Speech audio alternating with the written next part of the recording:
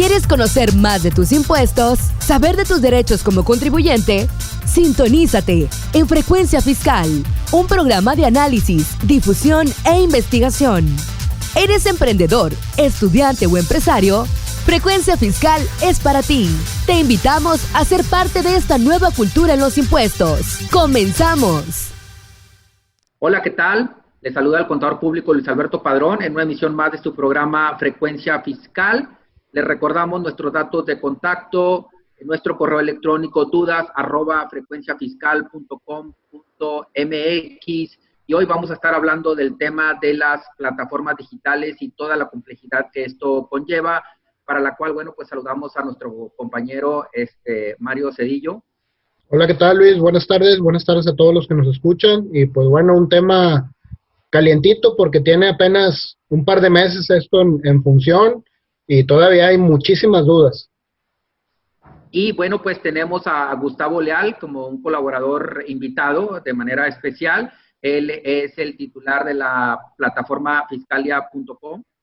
Y bueno, pues te damos la bienvenida, Gustavo. Gracias, Luis. Gracias, Mario, por la invitación. Nuevamente, un gusto estar en su programa y repetir la invitación. Gracias.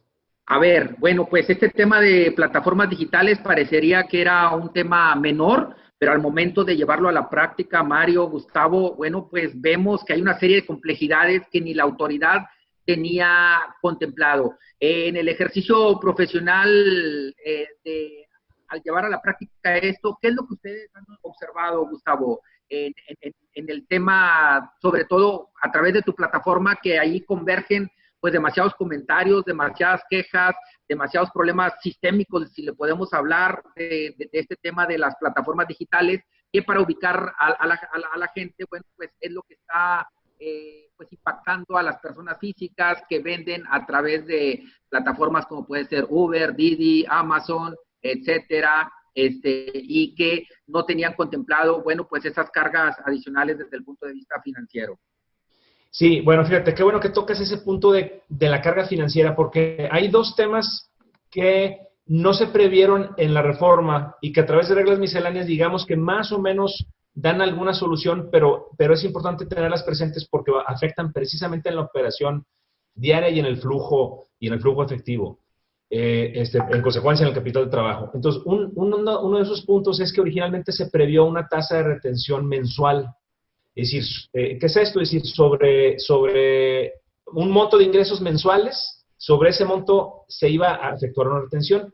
El problema es que en el día a día de las operaciones, si yo puedo vender 10,000 pesos un día y el siguiente día puedo vender 2,000 y el tercer día puedo vender 30,000, y entonces las retenciones en principio no podían hacerse sino hasta que cerrara el mes, pero pues en el transcurso del mes yo puedo estar retirando dinero y haciendo compras y reinvirtiendo, y yo ese dinero lo pongo a trabajar, y pudiera ser que al cierre del mes la plataforma no tuviera recursos, flujo ni cuenta de dónde retenerme, ¿verdad? Ese era un problema que se veía venir, y entonces, bueno, ¿cómo se resuelve? Sacan una tarifa de retención diaria, ¿verdad? Entonces ya se puede aplicar una tarifa de retención diaria según los montos de las ventas del día o de los ingresos del día. Y entonces, un punto que no está previsto, pero se está llevando a cabo en la práctica, es que se hacen retenciones diarias y al final en el mes, entonces se hace un ajuste.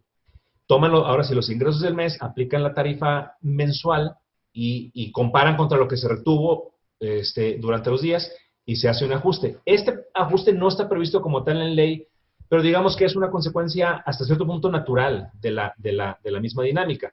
Entonces, primer punto es de las retenciones que, como menciono, está, pues, de alguna forma solucionado en la práctica. A ver, pero parece que está contemplado, pero ¿cuál es la realidad? Porque lo que nosotros hemos observado que las plataformas emitieron una constancia mensual. O nos estamos refiriendo a dos cosas, Gustavo. Una cosa es, la constancia te la expido de manera mensual, pero la retención, yo como plataforma me protejo financieramente y te despojo de este dinero transacción por transacción o de manera diaria. Exactamente, sí. Es decir, yo las retenciones te las efectúo de forma diaria y al final del mes, al cierre del mes, ya te expido tu constancia donde se incluye el global, digamos, la sumatoria de todas esas constancias. de todas esas retenciones, perdón. Entonces tengo una constancia al mes, independientemente de que se me haya aplicado una tarifa diaria o una tarifa mensual.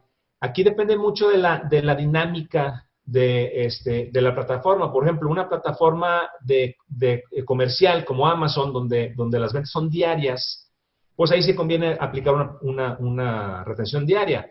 Pero a lo mejor hay plataformas donde las operaciones no son tan frecuentes como pudiera ser, por poner un ejemplo, alguna plataforma ¿cómo se llama?, de reservaciones o de viajes o de alojamientos. A lo mejor no es una operación tan repetitiva, tan frecuente. Es una o dos operaciones al mes.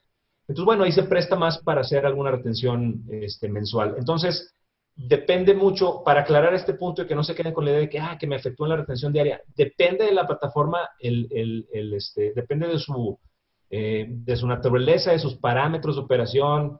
Ellas pueden aplicar una mensual o una diaria, ¿verdad? Pero efectivamente, como dices, para que no quede la duda, la constancia sería por el periodo del mes, al margen de que de que te estén descontando de manera diaria o que te hagan un ajuste mensual, ¿verdad? Oye, Gustavo, aquí hablando de este tema de las retenciones, pues cuando empezó esto, a muchos los agarró de sorpresa. Muchos no entregaron el RFC o no lo registraron en la plataforma o lo que sea. ¿Estas retenciones son provisionales, son definitivas o cómo me doy cuenta qué voy a hacer con ellas realmente? Porque hay bastante duda, me ha tocado platicar con mucha gente, me dice, oye, es que el primer mes me retuvieron un chorro y recibí el 50% de lo que vendí entre comisiones y retenciones y no sé qué tantas cosas, ¿no? Sí. Bueno, fíjate, buen punto. Déjame nomás ligarlo con un punto de la pregunta anterior de Luis, que tiene que ver con el flujo. Porque el otro punto, y lo ligo precisamente con tu pregunta, Mario, es que el régimen no prevé las devoluciones, sobre todo las devoluciones. En el comercio electrónico, la tasa de devoluciones de mercancías, sobre todo de mercancías, obviamente, es altísima. Es mucho más que en el comercio tradicional. Y, por ejemplo, podemos poner la ropa, ¿verdad? La ropa, la gente compra ropa por internet, como no se la prueba, pues las probabilidades de que no te quede son muy altas, ¿verdad? Y menos ahorita en la cuarentena donde la gente está con inactividad y con tendencia a comer de más, pues no te queda la ropa, la tienes que devolver. En el comercio electrónico se estima que es más o menos un 25% de las ventas en ropa y en calzado lo que se devuelve. Y más o menos hay así por industrias. El promedio general es de un 13 a un 15% de devoluciones. Entonces, no prevé el esquema el efecto de esas devoluciones, al menos no en las retenciones. Si la plataforma te va a estar reteniendo, vamos a poner el caso de Amazon, ella te va a estar reteniendo por cada venta que hagas. Si esa venta hubo una devolución total, el impuesto ya se retuvo, no hay marcha atrás. Entonces, eso también es una descapitalización. Tienes que considerar ese flujo o esa falta de flujo en tu capital de trabajo, ¿verdad? Si con las reglas vienen a prever un mecanismo para que puedas tú recuperar el impuesto retenido, pero ya es el impuesto que te retuvieron y se pagó. Tú de alguna manera lo puedes recuperar ante las cancelaciones o las devoluciones, pero no en el día a día. Entonces, las personas que estén pensando en entrar al comercio electrónico como una alternativa ahorita, precisamente con los cierres de empresas, por el distanciamiento social y todo esto, el comercio electrónico es una forma muy natural de buscar nuevos medios o vías de distribución o nuevos clientes. Entonces, deben tener en cuenta esto, o sea, la tasa de devoluciones, las retenciones que les van a hacer, y lo que comentaba Mario, y aquí ligo a su pregunta, las comisiones que se cobran, ¿verdad? Hay una comisión que la empresa te va a cobrar, que la plataforma te va a cobrar, que no es baja, ¿verdad? Puede andar en un 7, 8% más, y entonces eso, imagínate un 7, 8% de comisión, más la tasa de devoluciones de tus productos, más la retención, o sea, sí es un descuento importante. Y hay que hacer una buena planeación financiera. Ahora, si no presentas tu RFC, si no informas más bien tu RFC a la plataforma digital no tiene forma de saber si eres persona física o moral. Y la indicación es que, a falta de RFC, la indicación prevista en la ley es que se retenga el 20% de ISR, el 20% de la operación por concepto de impuestos sobre la renta y la totalidad del IVA, o sea, el 16%. Es decir, tenemos una retención del 36% de tu flujo si no informas tu RFC. Muchas personas morales pensaron que como pues el régimen no les aplicaba a ellos, pues no había más nada que hacer. Simplemente seguían operando y no informaron su RFC. Y repito, la plataforma no tiene cómo saber si eres una persona física o moral. Y a falta de RFC, pues retuvieron 36% del flujo, ¿verdad? Entonces, fíjense aparte el problema que se da si no informas tu RFC. Te van a descontar ese flujo, te van a retener el 36%. La plataforma lo va a enterar al SAT, lo va a pagar al SAT como un anticipo de impuestos de quién, de nadie, porque no tiene RFC. No obstante que te lo descontaron a ti, tú no tienes cómo reclamar que ese impuesto retenido, que ese anticipo de impuesto es tuyo. Pues en una operación de 100 pesos o de 1,000 pesos, vamos por una operación de 1,000 pesos donde te retuvieron 360 pesos, porque es la máxima retención, y tu ingreso es de 1,000, pues vas a tener que pagar impuestos sobre 1,000 y no vas a poder enfrentar la retención que te hicieron porque no hay manera de atribuirla a tu RFC.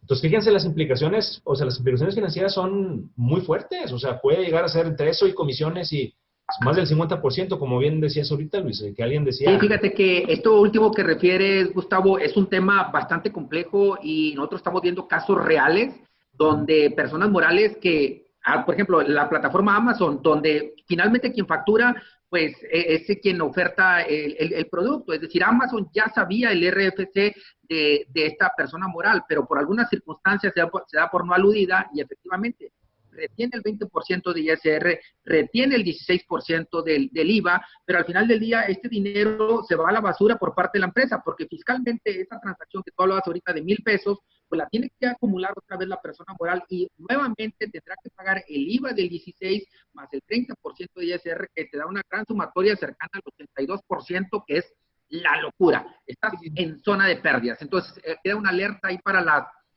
personas morales. No sé, jóvenes, ¿ustedes qué han opinado, reflexionado? Por ejemplo, que pudieran ser los menores, personas físicas que están, por ejemplo, en el RIF, que pudiera ser alguien que se dedica a la compraventa de dulces. Bueno, pues esta empresa tendría que pagar ISR, tendría que pagar IVA y tendría que pagar un IEPS. Pero este esquema parece que nada más le da entrada o cobija al ISR y al IVA.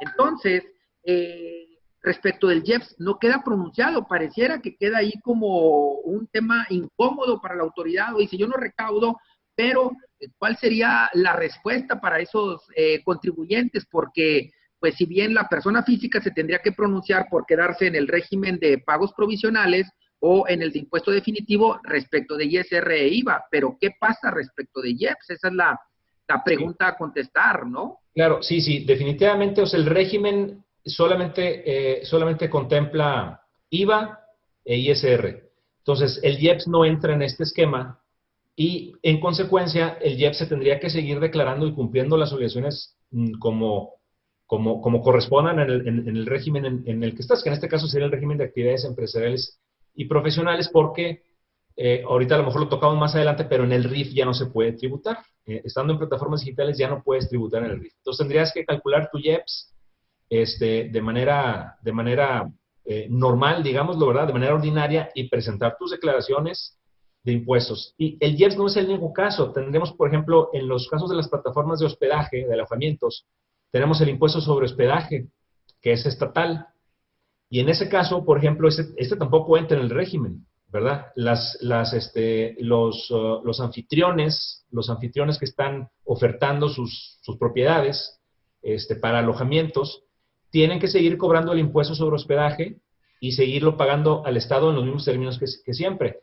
Aquí hago una precisión de que ya hay varios estados donde las legislaciones locales prevén que sea la plataforma la que efectúe la retención del impuesto sobre hospedaje, ¿verdad? Es decir, te dicen, oye, tú plataforma intermediadora, entonces tú el monto del impuesto sobre hospedaje no se lo entregues al dueño, ¿verdad?, de la propiedad, denominado comúnmente digamos, en el lenguaje que se usa en esas plataformas, al anfitrión. No se lo entregues al anfitrión, pero entregas directamente a la tesorería del Estado o al órgano, al fisco estatal, ¿verdad? Entonces sí, debemos de tener claro que los únicos impuestos que entran en este esquema son el IVA y el ISR. Los demás se siguen tributando de forma ordinaria, ¿verdad? Y Gustavo, algo que comentaste al principio y algo bien interesante, y de la mano de lo que preguntaba Luis. Yo veo un tema bien importante, como dice Luis, a lo mejor son los menos, pero pues hay que recordar que en México la mayor parte de los negocios son pequeños. No tenemos una economía de escala así como americana o europea, que hay mucha empresa grande, ¿no? La prueba es que la administración de grandes contribuyentes pues está en México y son 20 personas, o sea, los que atienden a grandes contribuyentes. Tocaste un punto que yo creo que ha generado mucha duda. Los RIF, los pequeños contribuyentes que ahora son RIF, que los han traído para acá, para allá, y luego en el Estado, y luego ahora en el federal. Ahí, Gustavo, ¿qué pasa con aquellos que estaban con la promesa de los 10 años de que te voy a subsidiar, y ahora entra esta plataforma, y ahora, pues por el mismo negocio, por ejemplo, voy a hablar de un negocio de pizzas o de lo que sea, ¿no? Que la comida es lo más común, ¿no? Que puedas estar ahí, o las tienditas, pero bueno, la comida hago mención porque pues se presta para el Uber Eats, para el Rapid, para todo ese tipo de cosas. ¿Qué pasa con mis ventas ahí? O sea, ya no puedo estar en el RIF, ahora tengo que estar en plataformas digitales. Si también tengo mi local y vendo también por plataformas digitales, o ahí qué tendría que hacer o cómo debería de tomar este régimen. Sí, como comentamos ahorita, ese es un punto muy importante. Como comentamos ahorita, ya el nuevo régimen de plataformas digitales prohíbe textualmente, dice, tú no puedes tributar en el RIF. Queda un tema ahí, como dice, oye, yo traía esa expectativa de tributar por 10 años y de repente me lo quitan por una disposición de ley. Y bueno, se abre a lo mejor hay una discusión técnica, legal, de derechos adquiridos. No podríamos hablar de retroactividad porque no están dando efectos hacia atrás. Simplemente te están cancelando, digamos, un régimen que tienes de aquí hacia adelante. Entonces podríamos hablar tal vez de una expectativa de derecho, ¿verdad? Y entonces de ahí jurídico-filosófica muy interesante, pero digamos que el efecto práctico es, bueno, no puedes continuar, tienes que darte de baja en el RIF, darte de alta en plataformas digitales, que es una extensión de la actividad, del régimen de actividades empresariales y profesionales, y en consecuencia, bueno, pues ya tienes que pagar el impuesto de manera ordinaria, digamos así, como todos los demás, ya no gozarás de estos descuentos. ¿Qué pasa? Se da mucho, fíjense, sobre todo con los repartidores, Uber, Rappi, todos esos que son, digamos, durante una parte de su tiempo del día son choferes, son repartidores, y en las noches o en otro tiempo del día tienen otra actividad. Puede ser un puesto de comida, una tienda de ropa, ¿verdad? Inclusive a lo mejor los fines de semana ponen un puesto en alguna plaza o algo. Eso es muy común. Y entonces dices, bueno, oye, tengo dos actividades, la que realizo en plataformas digitales y mi negocio aparte. ¿Qué sucede? ¿Puedo seguir en el RIF? Entonces la respuesta es sí. Puedes seguir en el RIF por las actividades que no realizas en plataformas digitales. Lo que es plataforma digital, eso se va a plataforma digital. Entonces, en el caso que pongo de un chofer de Uber que tiene un negocio de comida, digamos, el negocio de comida puede seguir en el RIF y la actividad de Uber tiene que cambiar, tiene que migrar a plataforma digital. Aquí, pero quiero aprovechar para hacer una puntualización que en el sistema del SAT, donde tú te das de alta o de baja los regímenes, al menos hasta la semana pasada, todavía no podías tú, son excluyentes el régimen de actividad empresarial y el RIF, no puedes escoger los dos. Es decir, no podrías tener plataforma digital y RIF. La ley lo permite, lo repito, la ley lo prevé, lo permite, pero es el sistema del SAT de esa plataforma donde seleccionas uno u otro, te los pone como excluyentes. Entonces ahí hay una falla, bueno, no falla, sino que lo tiene que adecuar a la nueva legislación, ¿verdad? Entonces, en el Inter no puedes hacer ese movimiento. Gustavo, sí, yo también hacía esa reflexión de qué va a pasar, porque todavía la gente no toma conciencia. Ahorita con el tema de la pandemia, muchos negocios están cerrados y apenas están levantando la cortina y empezando a vender a través de plataformas que pareciera que es el único conducto para poder hacer ventas, y van a ver al final del mes, pues estas cargas tan tremendas de retenciones. ¿Y qué va a pensar mucha gente, Gustavo? Que, ¿sabes qué? No es negocio estar trabajando con esos márgenes tan pequeños. Entonces, yo quiero salir de plataformas digitales. Quiero seguir vendiendo mi producto, pero a través de canales tradicionales. Sí. Es decir, voy a hacer venta totalmente directa. Pero ¿qué pasa? Ese contribuyente, por decirlo de manera gráfica, ya se contaminó, ya fue expulsado de RIF, lo mandaron al régimen de plataformas digitales y, oye, la gran pregunta es, ¿hay reversa? Porque yo ya no quiero estar, yo probé y no me gustó.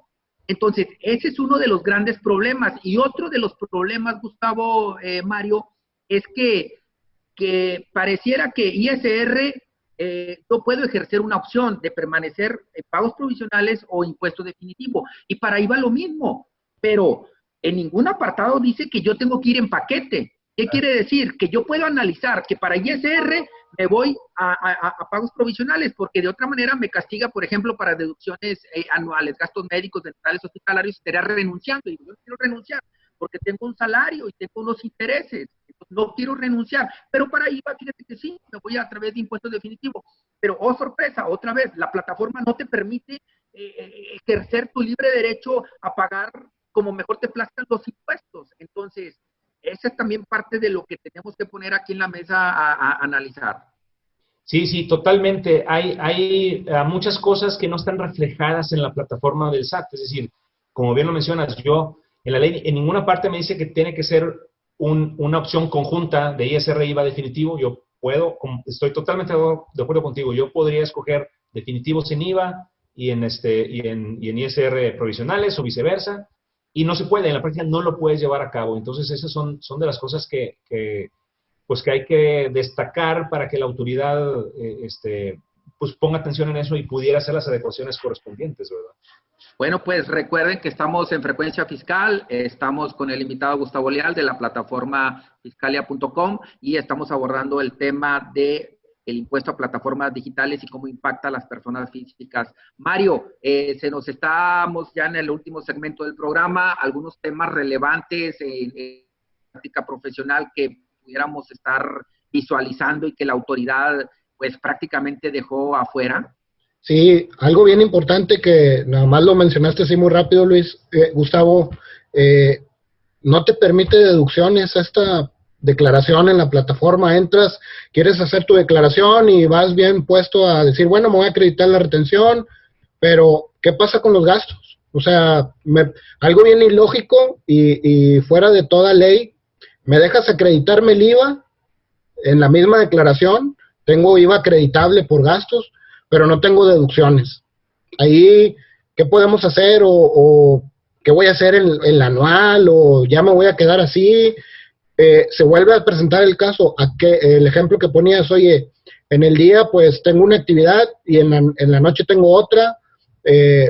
¿Cómo reparto los gastos? ¿O me acredito todo en un solo lado o en el otro? ¿Qué opinas al respecto, Gustavo? Mira, fíjate que bueno, un tema es el IVA. Ahorita lo toco, pero lo que dices de las deducciones es muy importante porque no es el único punto. Ha habido una serie de confusiones, digamos así, en foros y en diversas medios donde se dice, oye, pues que el régimen no te da derecho a deducciones, y por ahí también se había comentado que tampoco te obliga a facturar. Si tú lees el régimen, el problema es un problema de técnica legislativa. Se incorpora una nueva sección, ¿verdad?, al capítulo 2 del título 4 de la ley del ISR, personas físicas, actividades empresariales y profesionales. Entonces incorporan una nueva sección que pareciera que es un nuevo régimen en sí aislado de lo demás, donde solamente te dice que te van a efectuar la retención del impuesto, pero no te dice si tienes deducciones, no te dice que factures, no te dice que presentes declaraciones, no te dice que, en fin, no trae más obligaciones, ¿verdad? Entonces, ¿qué sucede? Es un régimen donde solamente me van a retener y ya, pues es absurdo, porque eso querría decir que no tengo yo ni que declarar, ni nada, ni ninguna otra obligación, facturar, ni nada, lo cual es absurdo, ¿verdad? Este régimen se tiene que ver como una extensión, como ahorita lo dije hace rato, como una extensión del régimen de actividades empresariales y profesionales. Es decir, yo estoy en el régimen de actividades empresariales y profesionales, tengo derecho a deducciones, tengo la obligación de expedir facturas, de llevar contabilidad, en fin, todo lo que un contribuyente ordinario tendría que hacer, Pero con la adición de que pues la plataforma me va a efectuar retenciones de impuestos y tengo yo opción, como ya lo comentamos, de tomar esas retenciones como definitivas o tomar esas retenciones como provisionales. En ese sentido, pues por supuesto que la ley me permite tener deducciones. El problema, por alguna razón que no alcanzamos a entender, es que en el formato que se tiene para pago de impuestos no están reconocidas, pero como bien lo dices, Mario, en el IVA sí vienen los acreditamientos del IVA pagado por esos gastos o por esas erogaciones, lo cual pues es también absurdo. Entonces, ¿qué sucede aquí? Pareciera que no hay una salida así con base en ley, ¿verdad? Aquí hay que tomar en cuenta que hay una regla que te dice que si tienes otro tipo de ingresos, no solo puedes, sino que debes tributar, debes seguir usando el formato de actividad empresarial y profesional, el cual, pues ahí sabemos que sí está habilitado para incorporar o capturar las deducciones y todo lo demás. Entonces, aquellas personas que tengan un ingreso adicional, por mínimo que sea, pudieran acceder a esta plataforma y tomar sus deducciones y pagar sus impuestos normales. Porque hay otra cosa, hay que recordar que el régimen de actividades empresariales es un pago acumulativo. No es nomás lo de este mes, no es nomás lo de a partir de junio. Es un pago que tengo que hacer considerando mis ingresos desde enero a la fecha, ¿verdad? Exacto. Con mayor razón, si Mario, tengo ingresos en enero, pues tengo que estar en el otro en el régimen. Se nos está terminando el programa, no sé si les parece, vamos cerrando con algunas conclusiones. Yo nada más quisiera advertirle al radioescucha, persona física que vende a través de plataformas digitales y si sus ventas no rebasan los 300,000 pesos en el año, pues pueden ejercer esta opción de pago definitivo y olvidarse de contador y olvidarse de presentar TIOT y olvidarse de presentar declaraciones, pero debieron de haber presentado un aviso al SAT en un periodo máximo no superior a los 30 días de su primer transacción con plataformas digitales. Ahí queda la advertencia, va a haber otras series de problemáticas que se van a venir presentando, tendríamos que presentar algún otro programa para abordarlos. Mario, tus conclusiones. Mis conclusiones, pues mira, para mí la verdad es que no le va a gustar el SAT, pero para mí vinieron a emproblemar a mucha gente. Yo creo que les faltó a lo mejor un poquito más de tiempo para analizar bien muchos temas. Creo que fue muy al vapor la entrada en vigor, o sea, ya quiero, y no se analizaron muchos temas, ¿no? Pero bueno, ya estamos aquí, como decíamos, pues ya es la práctica, ya tenemos 2 meses, y finalmente, pues para todos los que nos escuchan, pues yo creo que vale la pena por ahí asesorarse bien, acercarse con los que saben, digamos así. La gente del RIF probablemente estaba muy acostumbrada a que pues yo solito hacía mis cosas, ¿no? Bueno, si tienes plataformas, pues no vas a poder, porque la verdad es que no está tan sencillo, ¿no? Gustavo. Aparte de lo que comentamos ya del análisis financiero, que es muy importante antes de entrar a esto, que es básico, yo sí quiero dejar sobre la mesa que este régimen me parece que es un elemento que viene a inhibir el desarrollo del comercio electrónico. Porque las barreras de entrada ahora son muy superiores. Es decir, si yo quiero entrar al comercio electrónico, voy a tener que enfrentar muchos obstáculos, de forma que me va a convenir, voy a estar más incentivado a quedarme en el comercio tradicional. Y eso no puede ser bueno en el contexto actual, donde el comercio electrónico en México está en una etapa muy temprana todavía, necesita desarrollarse, y este régimen sí me parece que viene a ser un inhibidor, ¿ok? Y bueno, pues me quedo con eso. Fíjate, yo nada más remataría, Gustavo, tu idea allí, esa crítica, pero ¿cuál pudiera ser la solución? Pues estas personas físicas que están en plataformas digitales y que de manera desleal el SAT les impone este castigo por el simple hecho de ser personas físicas, pero están vendiendo el mismo producto o servicio u ofertando la casa, habitación en renta, pues lo mejor es que se pasen a tributar como persona moral, o puede ser una sociedad por acciones simplificada, no tiene que pagar notario, y allí te despojarían totalmente de todas las retenciones, y este programa del tema de las deducciones, por ejemplo, pues ya no las tendríamos. O sea, esa pudiera ser un tema puntual. Si las retenciones están impactando en tu bolsillo, pues salte de la esfera de persona física, empieza a tributar como persona moral con todas las complejidades que esto conlleva, pero te quitarías ese 20% de retención y ese 8% de IVA por allí, que pudiera ser una salida, ¿verdad? Bueno, pues no sé si hay algunas ya para despedir, Mario, palabras finales. Pues asesórense, la verdad es que ahora sí creo que íbamos bien, la verdad, creo que el SAT había simplificado bastante, pero pues ahora la verdad es que es mejor asesorarse, ¿no? Bueno, pues les damos las gracias. Este fue su programa Frecuencia Fiscal. Se despide el contador público Luis Alberto Padrón, la coconducción Mario Cedillo y como invitado especial Gustavo Leal. Te damos las gracias por haber participado en el programa del día de hoy. Un gusto, muchas gracias. Bueno, nos vemos hasta la próxima. Esto fue Frecuencia Fiscal. Esto fue Frecuencia Fiscal. Te invitamos a seguirnos sintonizando todos los viernes de 2 a 2:30 de la tarde.